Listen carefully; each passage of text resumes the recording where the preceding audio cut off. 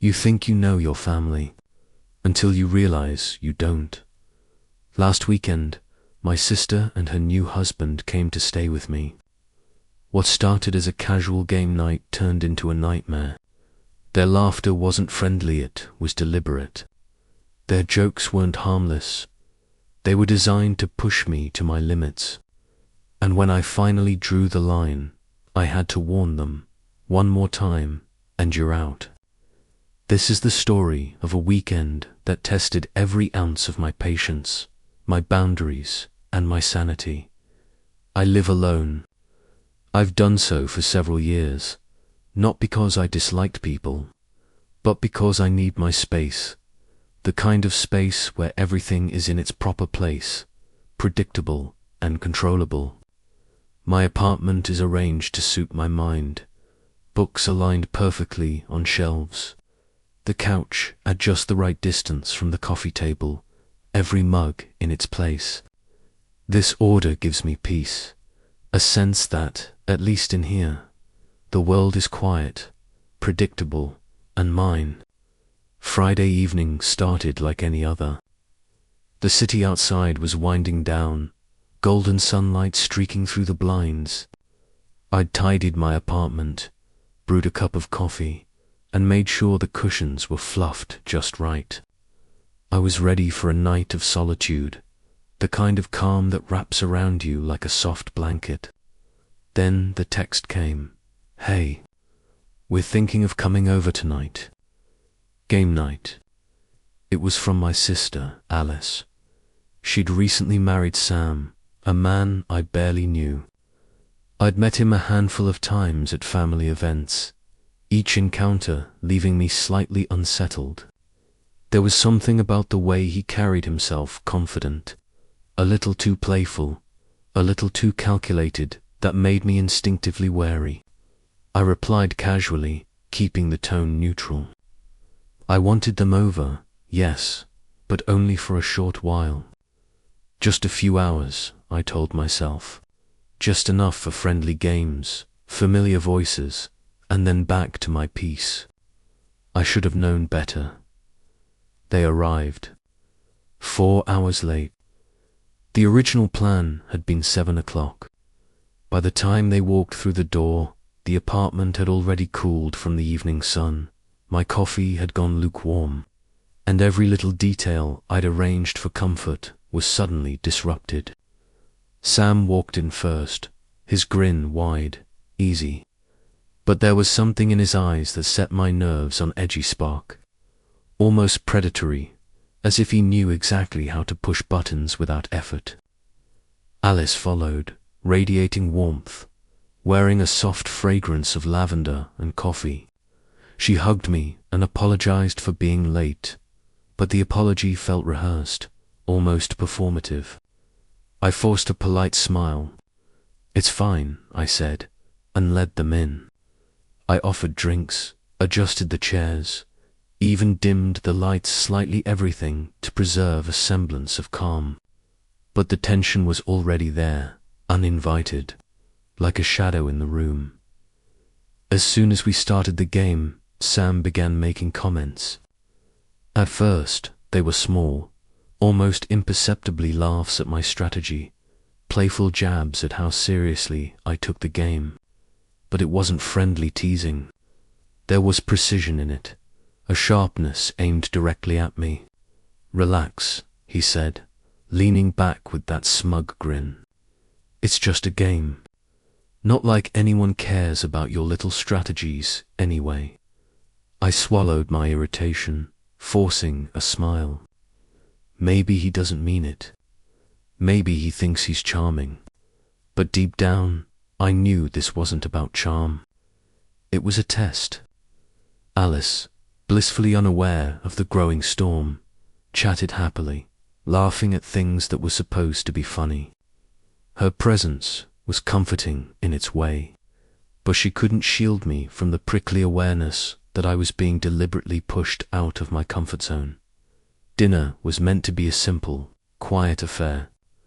I had set the table carefully, each fork and knife in alignment, every plate catching the soft light in just the right way. I have a sensitivity to certain sounds. Every scrape, every metallic clink against ceramic sends shivers through me. A reaction that's subtle in normal life, but overwhelming in moments like these. Misophonia, my therapist called it. Alice made a minor mistake. Her knife scraped lightly against the plate. She apologized immediately. I nodded, taking a deep breath, telling myself to remain calm. Then Sam decided to escalate. He picked up his fork and deliberately ground it against the plate, the screeching sound tearing through my skull. He looked at me, grinning, fully aware of the effect. My body recoiled, every nerve ending screaming. I gripped the edge of the table, my heart racing, my hands trembling. I had reached my limit. Stop. If you do that again, I'll ask you to leave. Right now. This is my home, and I will not tolerate it. Silence fell. Alice froze, eyes wide. Sam's grin faltered for a fraction of a second before he laughed, shrugging it off as if nothing mattered. But I knew better. The game had changed. From that moment, I was no longer just a hostie, was a man defending his home, his boundaries, his sanity. I realized that night, as I watched them settle in with oblivious ease, that this weekend would not be ordinary. Every sound, every glance, every word could become a test. I would learn, in the slow, simmering tension of my living room, what patience truly meant. I would confront the limits of my tolerance, the strength of my boundaries, and the price of standing up for myself in a family that didn't seem to understand, didn't care to. And I knew, deep down, that by morning, nothing would ever feel quite the same again. The evening should have settled into a quiet rhythm, the way any Friday night does when the city hums softly outside your window. I tried to return to the game, focusing on the pieces in front of me, the subtle strategies that had always brought me comfort. But Sam was relentless. It started with little things, comments about how I held my cards, about the way I moved my pieces across the board. He laughed at decisions I had made carefully, not in amusement but with a sharpness that left me unsure whether he was joking or testing me. "Why so serious?" he said, leaning in slightly, eyes glinting. "It's just a game. Don't tell me you think anyone's impressed." I smiled weakly, letting out a small chuckle, the kind that signals I hear you, but I'm not going to react. It was a fragile shield, but it didn't last. His comments began to pierce the space between us, each one carefully measured to unsettle me. He made small jabs about my apartment, the way I arranged my things, the meticulous order that had always comforted me. "Is this really how you live every day?" he asked, mock curiosity in his tone. "You must be exhausted keeping track of every mug and book." There it was, the subtle undermining, a casual insult draped in humor. Alice laughed lightly, at first thinking it playful, but I could feel the tension in my chest rising. The warning bells my body always sends when I'm being tested. I told myself to breathe, to remain calm, to remember that this was temporary, a single weekend, a few hours more than I had expected.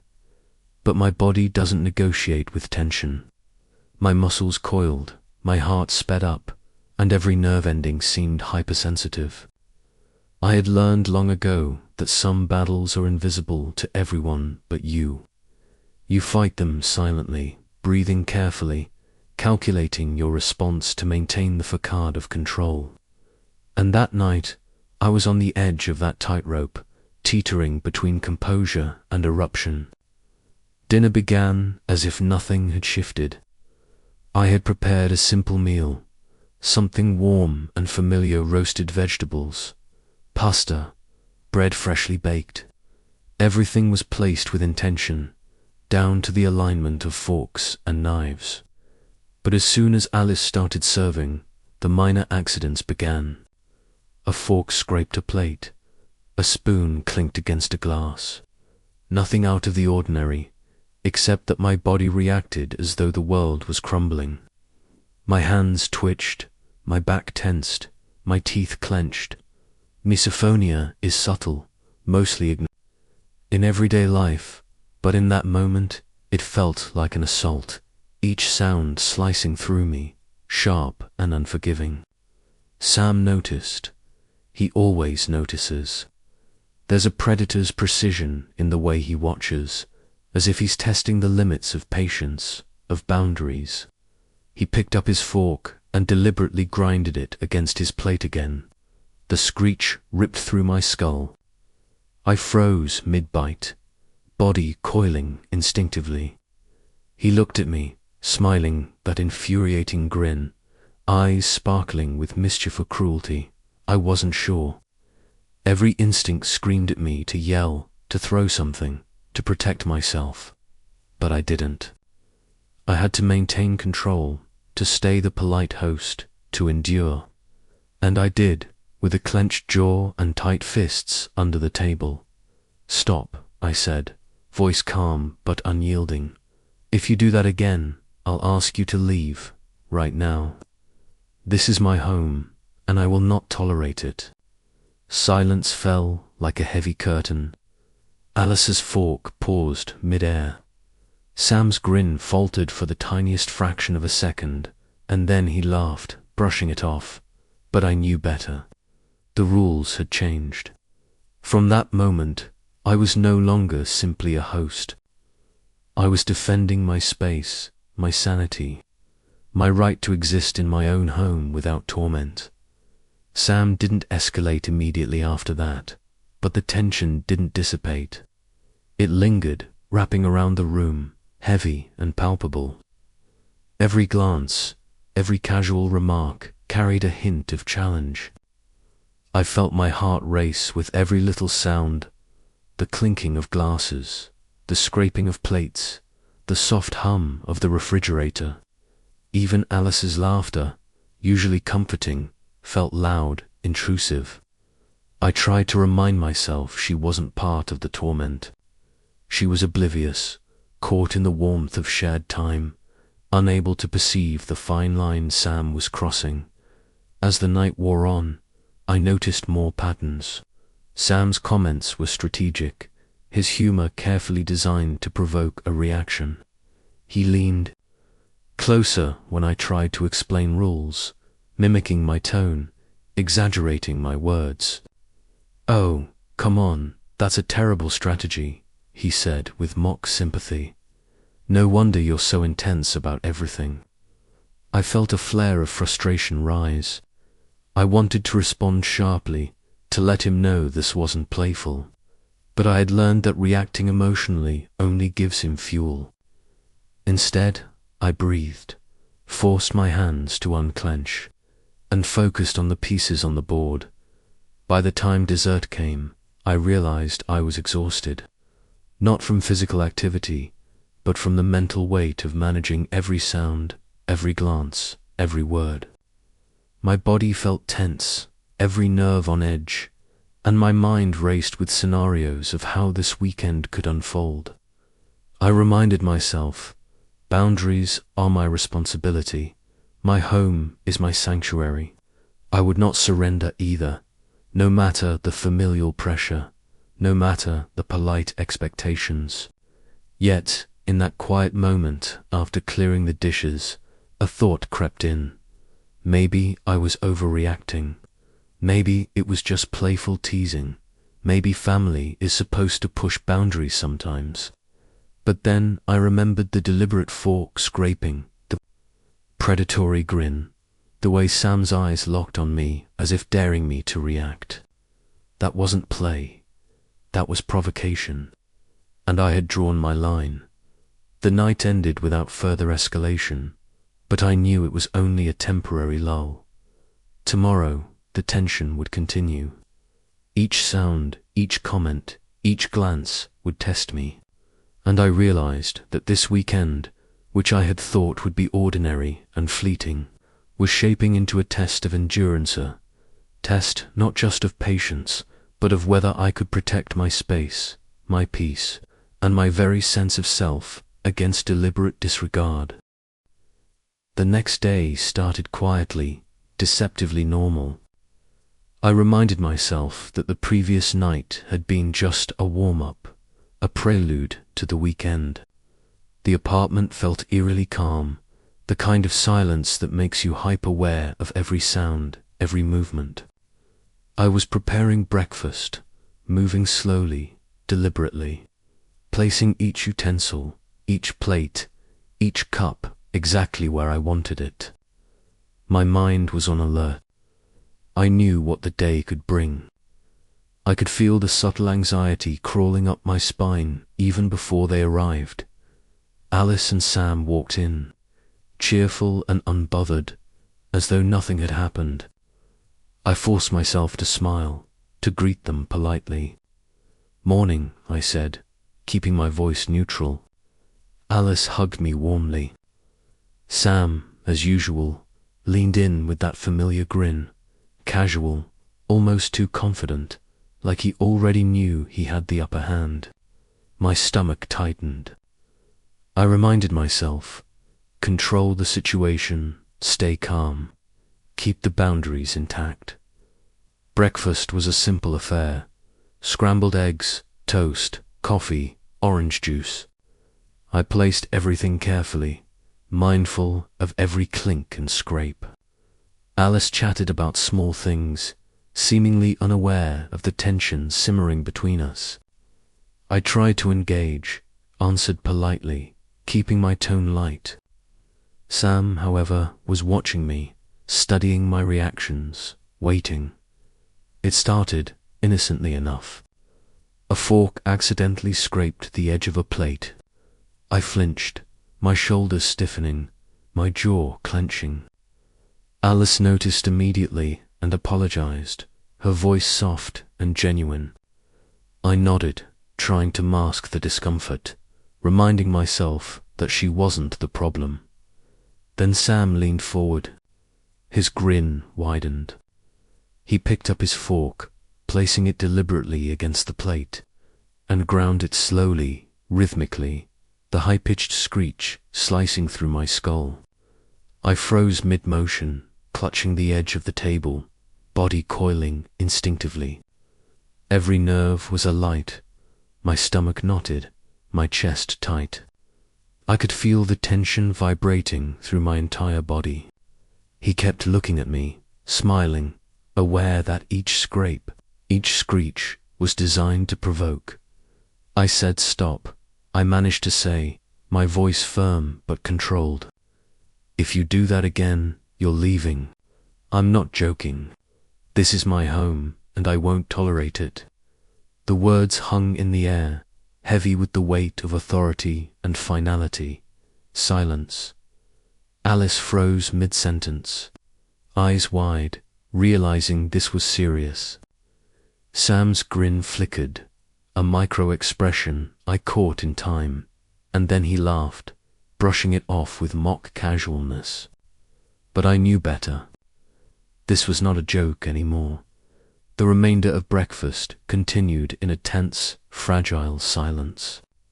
Sam made occasional comments, each carefully designed to test my patience without overtly crossing the line marking my coffee, joking about the way I buttered my toast, teasing the way I arranged the condiments. I forced my attention onto my plate, my breathing steady, hands gripping my mug tightly. Every instinct screamed at me to lash out, to demand respect, to end this torment immediately. I didn't. I reminded myself that I was in control. I was setting boundaries, and I would maintain them. Alice, bless her, tried to mediate subtly, laughing lightly, attempting to make conversation. But even her laughter felt intrusive now. Each sound amplified in my head, each glance from Sam carrying a hidden challenge. I felt trapped in my own home, a strange paradox, surrounded by family, yet utterly isolated, every nerve on high alert. Finally, Sam decided to test the limit one last time. He dropped a fork, letting it clatter against the plate with an exaggerated clang. I flinched violently, my whole body recoiling. The sound echoed, sharp and piercing. I could feel my eyes sting. He laughed at the reaction, leaning back as though pleased with himself. That was it. I had reached the breaking point. I set my mug down deliberately, my hands trembling slightly from adrenaline, and looked directly at him. Sam, I mean it. One more time, and you're out. Right now. This is not negotiable. I don't care if you think it's funny or if Alice laughs. This is my space, my rules. You cross this line again, and you leave, immediately. For a heartbeat, the world seemed to stop. Alice looked between us, unsure how to intervene. Sam stared back, a flicker of surprise crossing his features. Then the familiar grin returned, but this time it lacked the same casual confidence. There was a pause, heavy, like the calm before a storm, and I felt the power shift. I wasn't afraid anymore. I was standing firmly in my own space, commanding respect with the clarity of my words. The rest of the morning passed in a tense, brittle truce. Sam was quieter, his provocations reduced to subtle, almost imperceptible jabs. Alice tried to lighten the mood, but I remained cautious, hyper-aware of every movement, every sound. My body was still tense, alert, every nerve on edge. But now I carried a sense of control, a reminder that I had drawn the line and enforced it by the afternoon. I realized that the weekend ahead would not be what I had imagined. Every interaction, every conversation, every sound had the potential to challenge me. But I was ready, or at least, I told myself I was. I would not allow anyone, not even family, to dismantle my sense of safety or my peace of mind. I had learned, in those few hours of deliberate torment, the price of standing up for oneself, the necessity of boundaries, and the importance of unwavering self-respect. And in that moment, as Sam and Alice moved through the apartment, blissfully unaware of the inner storm they had stirred, I understood that the weekend would be a test, not just of patience, but of endurance, of courage, and of the quiet strength it takes to defend your own space against deliberate disregard. The afternoon settled into a strange, uneasy quiet. The tension from breakfast lingered in the apartment like a thick fog. Every sound, the soft hum of the refrigerator, the distant traffic, even the faint creak of the floorboards felt amplified in my ears. I had learned something crucial. Silence can be just as deafening as noise when your mind is on high alert. Alice tried to bridge the gap, her voice light, almost singing as she spoke about errands they needed to run, movies they had watched, small things that usually made me laugh. But I barely responded. My focus was inward, replaying the morning's events over and over. Sam had tested me, deliberately pushing every boundary, yet I had held my ground. That was no small victory. I could feel it in the slow exhale that followed my warning, the steadiness that gradually returned to my hands. Sam didn't escalate further, though his grin never fully disappeared. He moved with a subtle caution now, testing limits in ways that were quieter, almost imperceptible. I caught the sideways glances, the faint smirk when Alice's attention drifted. But I did not flinch. I had established my boundaries, and now he had to navigate around them. The control had shifted, just slightly, but enough for me to notice. I realized that this was a delicate game. Family dynamics are complicated, and he had to learn to respect me if he wanted to remain in my space. Alice, on the other hand, seemed torn. I could see the tension etched across her face. She wanted to mediate, to smooth over the conflict, but she also recognized that I had drawn a hard line. I could feel her anxiety about the weekend shifting. She had underestimated the effect Sam's behavior would have on me. I wanted to tell her it wasn't about her, it wasn't about the game, and it certainly wasn't about Alice's feelings. It was about respect. It was about safety. My home was my sanctuary, and I had defended it. As the afternoon wore on, Sam and Alice finally prepared to leave. Their movements were slow, almost reluctant. I sensed disappointment, perhaps even irritation, but I could not allow their feelings to overshadow the principles I had enforced. When Sam paused at the door, offering a forced smile, I simply nodded. No apology, no explanation. I had said what I needed to say. My boundaries had been clear, and now it was up to them to respect them. Once they left, the apartment felt vast and empty again. The quiet was no longer tense, but comforting. I moved from room to room, taking in the familiar surroundings, noticing details I had ignored in the presence of others. Every sound was once again ordinary, every movement mundane. It was a relief I hadn't realized I had been craving. I poured myself a coffee and sat by the window, watching the city hum along. Thinking about the events of the morning, I reflected on what had occurred. Sam's behavior had been deliberate. He had tested me, not just for amusement, but perhaps to gauge whether I would let my space be violated. I had not flinched. I had held my ground. That knowledge, simple as it seemed, carried immense weight. Boundaries are invisible until they are crossed, and the act of enforcing them is both exhausting and empowering. Alice would argue later that I had overreacted. She might say I had taken it too far, that it was just playful teasing, that family teasing is part of life.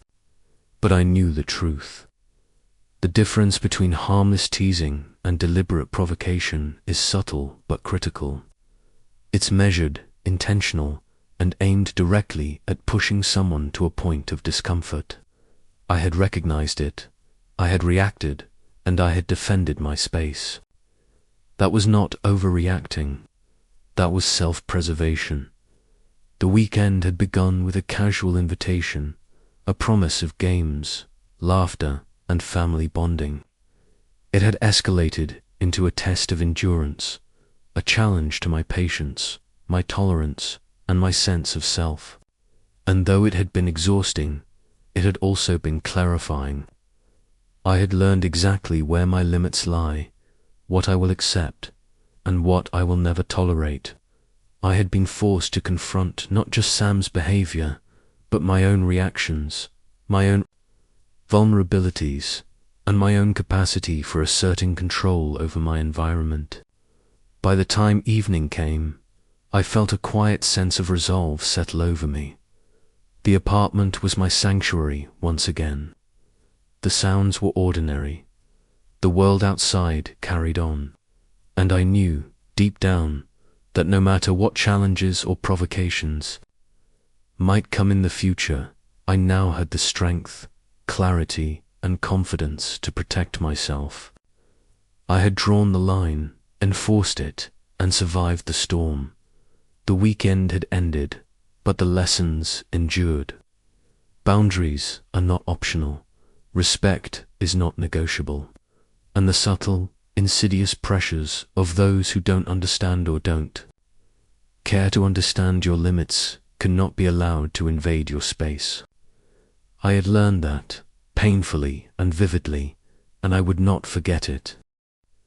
The morning after their first breakfast confrontation felt almost deceptively peaceful. The sunlight filtered through my blinds in thin, golden streaks, painting the apartment in the familiar warmth of home. Yet beneath the calm surface, tension lingered like a silent predator. I could feel it in the air, thick and heavy, curling around my chest with every breath I took. Every sound, the distant hum of traffic, the rustle of a page. Even the faint creak of the floorboards felt amplified, as if the apartment itself had become hyper-aware of the events that had unfolded. Alice emerged first, humming softly as she moved through the kitchen. Her demeanor was cheerful, almost as if nothing had happened, but I could see the subtle tightness in her shoulders, the flicker of uncertainty in her eyes. She avoided looking directly at me, as though unsure whether to broach the subject of yesterday's confrontation. I didn't offer a word. Silence was my shield now. Sam followed shortly after, his movements measured, deliberate. He didn't greet me with the casual grin I had grown used to. Instead, he walked with an almost imperceptible hesitation, the kind that betrays someone who has realized the line has been drawn and must now navigate carefully. We settled into the living room, the air still heavy with unspoken tension. Alice suggested a light board game, something that would keep things casual. I nodded, silently agreeing, but internally bracing myself for the inevitable. Sam sat across from me, eyes flicking subtly toward mine, testing the waters, gauging my reactions. It was a slow game, deliberate, each move calculated. I focused on strategy, trying to keep my mind anchored in something familiar, something I could control. But Sam's comments continued quiet at first, then sharper, a thread of mockery woven carefully into casual conversation. "You really think that move is smart?" he asked, leaning back with an easy smile. "No one else would do that. But, hey, I guess you're special." I clenched my jaw, but remained silent, allowing him to speak, observing his patterns, measuring the intent behind his words.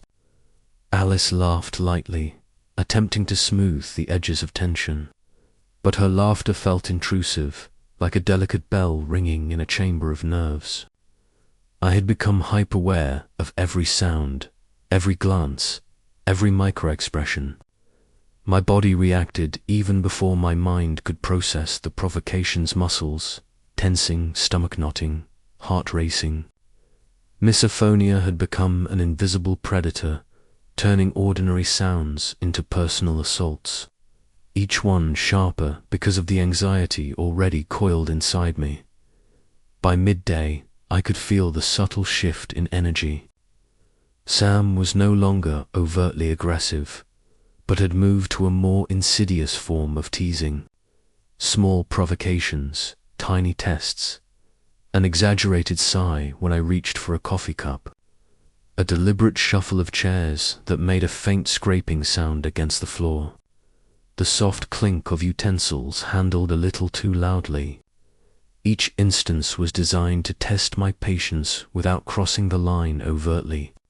A psychological chess game I had no choice but to play. Alice tried to mediate, chatting about her new apartment plans, the upcoming move, her excitement, trying to maintain lightness. I responded politely, keeping my tone neutral, careful not to escalate. Sam's eyes followed me constantly, waiting for a twitch, a flinch, a reaction.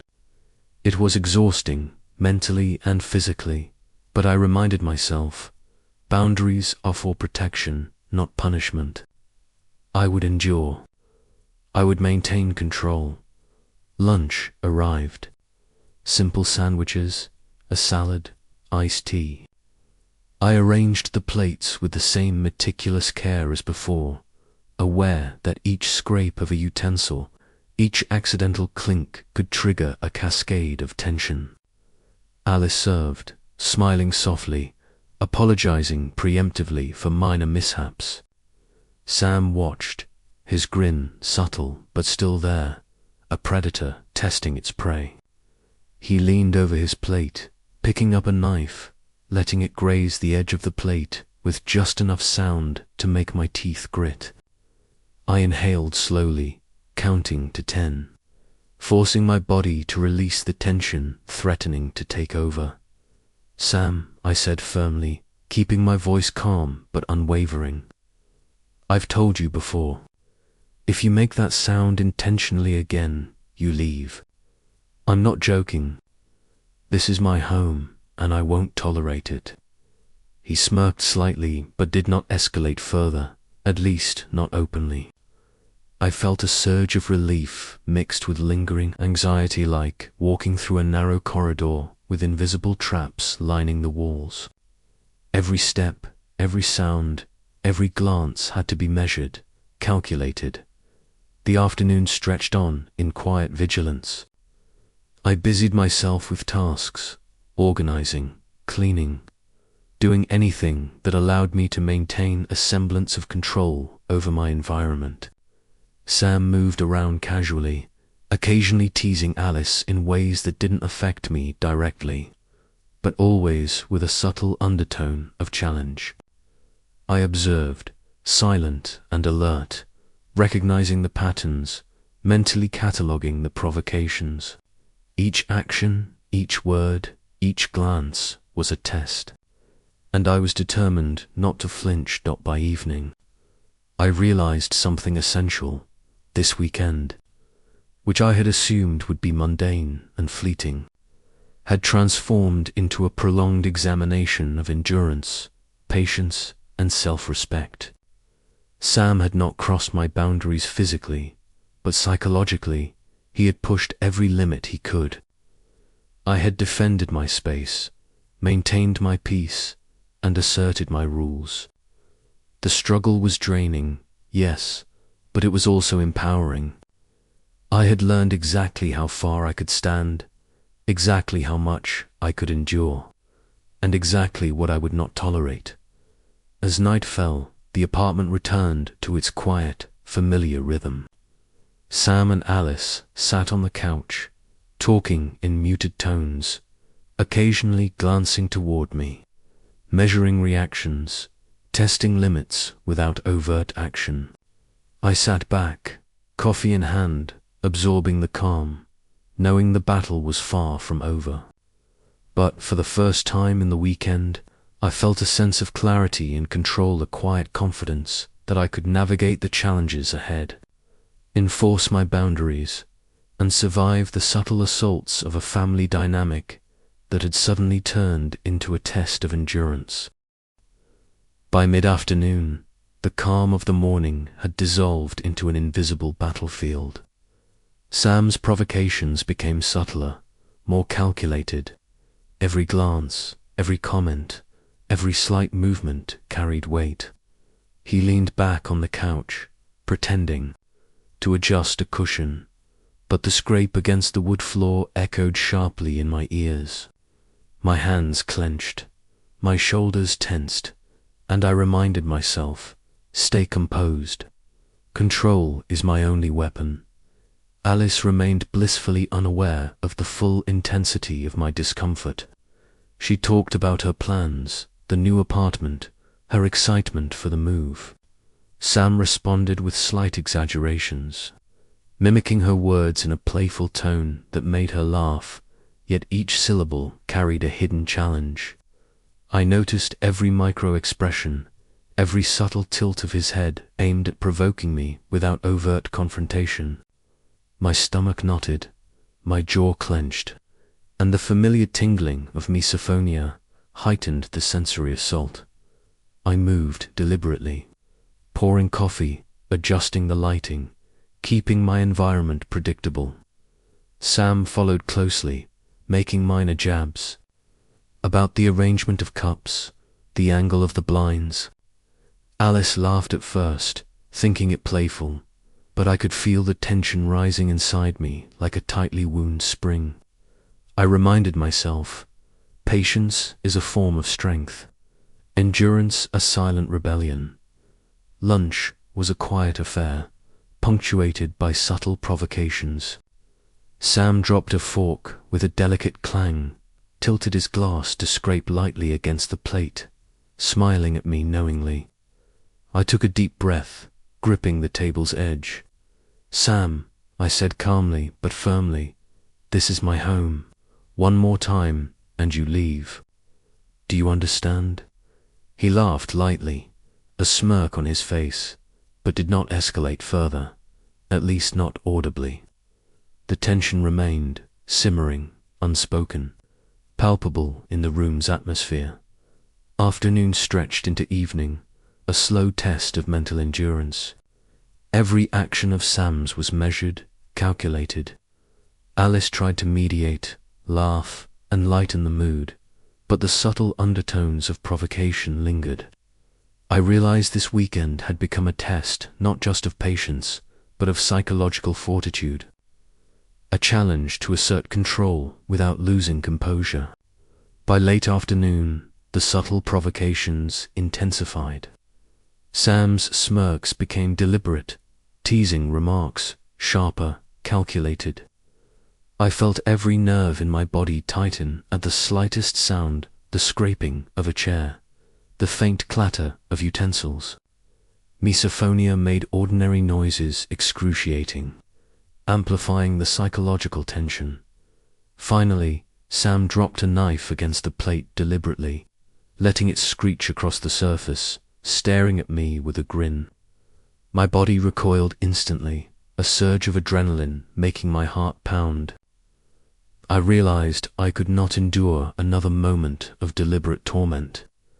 I set down my mug, steadied my voice, and spoke with unwavering authority. "Sam, this is the last time. One more sound, one more deliberate action, and you leave. Right now."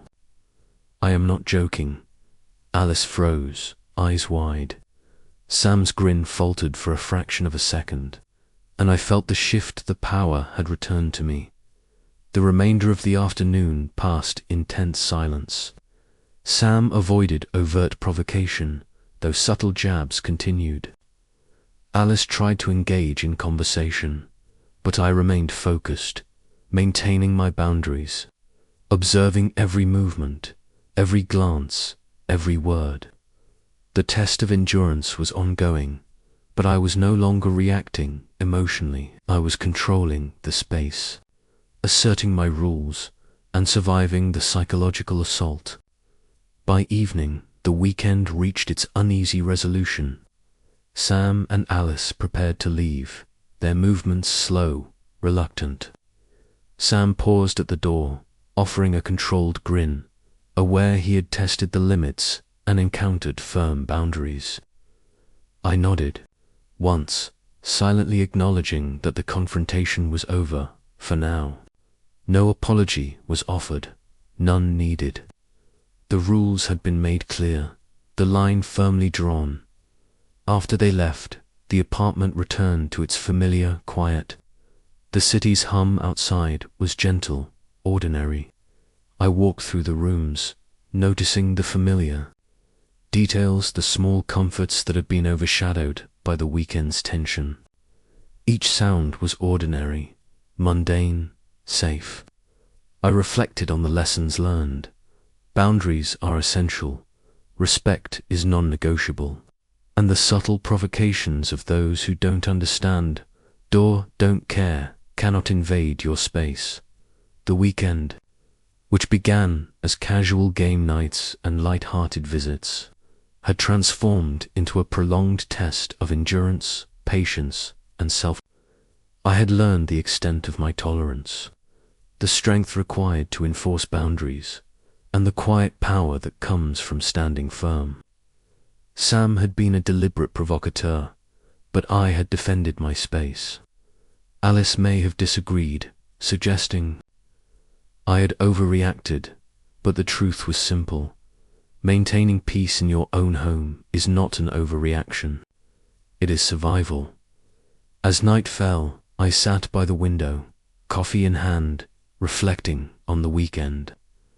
I had survived, endured, and emerged with clarity. Boundaries were established. Respect had been demanded, and I knew, whatever the future held, I had the strength to protect myself, my home, and my peace of mind. The lessons were clear. The victory, quiet but profound. The weekend had ended, but the understanding it brought of limits, endurance, and self-respect would endure far longer than any visit, any provocation, or any test. The third day of their visit arrived with an uneasy calm. I had woken early, sipping coffee in the soft morning light, aware that the apartment would soon be filled with people whose presence I could no longer take lightly. My sanctuary felt fragile, like glass teetering on the edge of a table, ready to shatter with the slightest touch. I had rehearsed in my mind how to navigate the day, reminding myself that boundaries were my only protection. Alice arrived first, cheerful, carrying a box of snacks she had picked up for the day. Her energy was light, almost effervescent, and I could feel the tension in the apartment start to ebb just slightly. But Sam followed behind, a presence that shifted the air immediately. He moved casually, scanning the room, measuring the space, searching for openings. His grin was subtle, more restrained than before, but I knew the game hadn't ended. He was still watching, still testing, waiting for a moment when I would falter. We sat in the living room, planning activities for the afternoon. Alice suggested a casual movie, hoping for lightness, a way to bond. I agreed, keeping my responses minimal, wary of any sudden movement or comment from Sam. He settled into the couch opposite me, smirking slightly, his posture deliberate, relaxed yet ready to provoke. The movie began, and for the first few minutes there was a fragile calm. But Sam's eyes remained on me, following every reaction, every flinch, every subtle twitch. I could feel my nerves tensing, every muscle alert, every nerve ending screaming at the faintest sound. Halfway through, he began, against small provocations at first, humming loudly during quiet scenes, mimicking lines from the film in exaggerated tones, leaning on the coffee table in a way that made it scrape faintly against the floor. Each sound sent a jolt through my body, triggering the familiar misophonia response. My hands shook slightly, my jaw clenched, my back stiffened. Alice noticed some of it, laughing lightly at the antics, thinking it playful, oblivious to the storm building in me. I breathed deeply, focusing on control. I reminded myself, every sound, every glance, every movement is intentional, but I decide my reaction. I would not flinch. I would not surrender my peace. My heart pounded as I felt the pressure build, like standing in a room surrounded by invisible walls, each one pressing harder as Sam tested them silently. By the middle of the movie, the provocations escalated. Sam dropped a utensil on the table from another room, letting it clatter loudly, then looked directly at me, his grin daring me to react. My muscles coiled, adrenaline surged, but I did not move. I stared back, steady, unyielding, silently communicating. I will not tolerate this. Alice glanced at me, a flicker of worry crossing her features. Realizing perhaps for the first time the severity of Sam's deliberate torment, the tension became unbearable. Sam, perhaps testing limits further, knocked over a glass intentionally, the shattering sound like a hammer striking my nerves. I jumped, every instinct screaming. But instead of panicking, I rose from the couch, voice firm and unwavering. Sam, that's it. You leave now, or I call it over. This is my home. I will not let you treat me like this. Alice froze, caught between defending her husband and realizing the seriousness of the moment. Sam's grin faltered, the first crack in his confident facade. He had underestimated my capacity to enforce boundaries, my ability to stand firm under psychological pressure. The room went silent. Even the TV seemed muted, as though the apartment itself acknowledged the gravity of the confrontation. Sam finally leaned back, sighing, a mix of frustration and reluctant respect crossing his features. He nodded slightly, acknowledging the boundary, though the smirk lingered. I returned to my seat, chest still pounding, muscles tense but proud. For the first time in the weekend, I felt the subtle shift of power not through aggression, but through unwavering assertion of self-respect. Alice spoke softly, trying to mediate, apologizing for the tension, explaining that Sam hadn't meant harm. I listened, nodding without speaking. The point was clear. Intentions don't erase consequences. Respect isn't optional. Boundaries aren't suggestions. After the confrontation, the apartment felt heavier, quieter. Sam and Alice moved cautiously, aware of the line that had been drawn. Alice's attempts at conversation were tentative, her energy subdued. Sam's provocations ceased, replaced by a careful neutrality. The dynamic had shifted, but tension lingered like smoke after a fire. I took the time to reflect, sitting with a cup of coffee, listening to the ordinary hum of the city outside. Every nerve was still alert, my body recovering from hours of subtle, deliberate assault. I realized that the weekend had been more than annoying. It had been a test of endurance, patience, and courage. I had survived, maintained control, and established respect in my own home. Yet, the emotional toll was clear. Even in solitude, my thoughts replayed every provocation, every deliberate sound, every taunting glance. I acknowledged the exhaustion, the heightened anxiety, the lingering tension in my body. But alongside that was quiet, unshakable knowledge that I had defended myself, my space and my peace. By evening, Sam and Alice finally prepared to leave. Their movements were careful, almost hesitant, aware that boundaries had been firmly established. Sam offered a measured nod, Alice a soft smile. No words could undo the lessons learned over the weekend, but the unspoken acknowledgement of respect hung in the room. Once they departed, the apartment returned to its familiar stillness. The sounds of the city, once amplified by tension, were gentle, ordinary, and comforting. I moved through my home slowly, appreciating every familiar detail. The alignment of books on the shelf, the warmth of sunlight on the couch, the simple comfort of quiet. I reflected on the weekend's lessons. Boundaries are essential. Respect is non-negotiable, and psychological endurance is as critical as physical strength.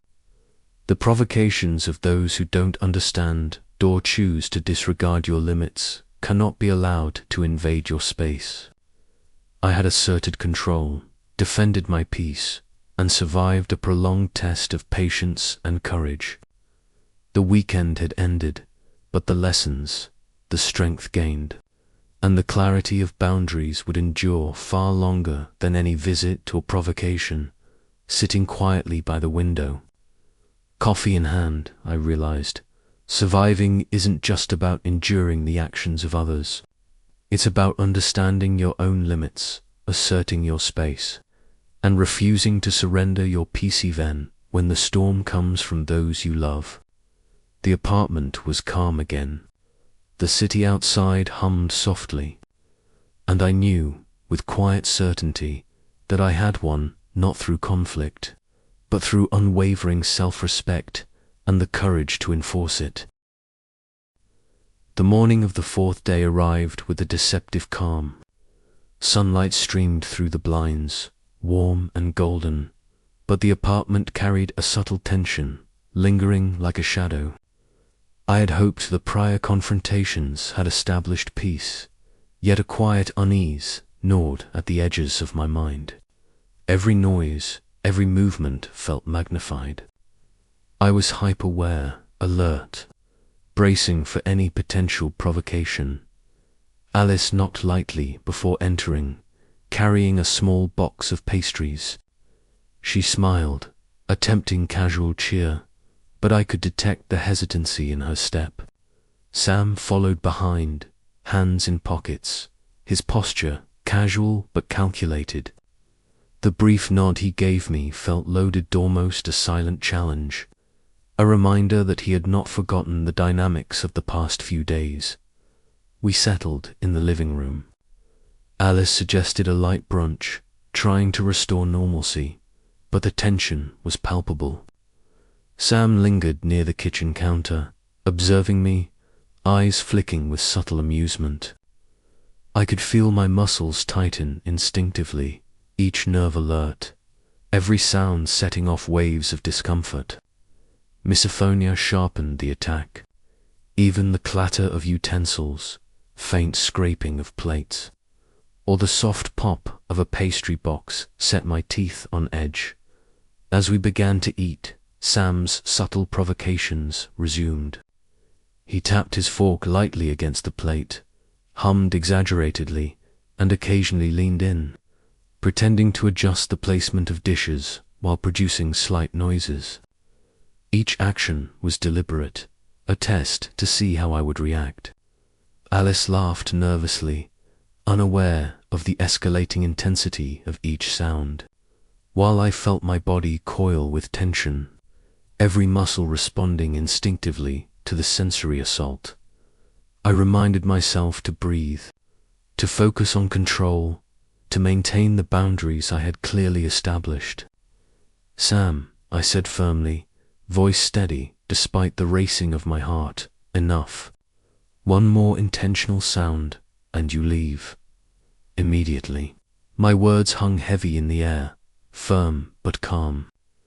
Sam's grin flickered for an instant, a flash of surprise, but he laughed softly, leaning back slightly. The challenge was subtle, unspoken, and the tension remained, coiled tightly like a spring ready to snap. Midway through the meal, Sam's provocations escalated. He deliberately scraped his fork across the plate, letting it screech sharply, then made eye contact with me, smiling as though daring me to respond. My body recoiled, my stomach twisted, shoulders tensed, chest constricted. I had warned him, yet the deliberate challenge persisted.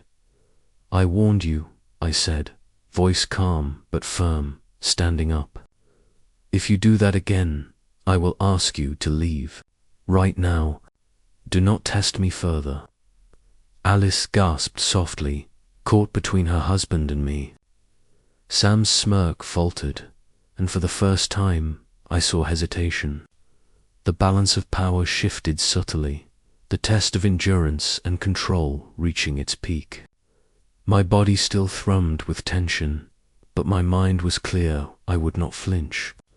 I would not surrender my peace. Sam leaned back, silent, assessing the firmness in my posture, the unwavering determination in my gaze. Alice shifted uncomfortably, realizing for the first time that I would enforce my boundaries absolutely. The apartment was heavy with unspoken acknowledgement. Respect was no longer optional. The remainder of the afternoon passed, intense but measured silence. Sam refrained from further provocations. Alice remained subdued, and I maintained careful control of my environment. Every sound, every glance, every subtle movement became an exercise in vigilance, a demonstration of quiet power. By evening, they prepared to leave. The departure was slow, deliberate, marked by tentative smiles and careful nods. Sam's grin was subdued, a quiet acknowledgement of the boundaries I had enforced, while Alice's soft expressions reflected a mix of relief and lingering tension.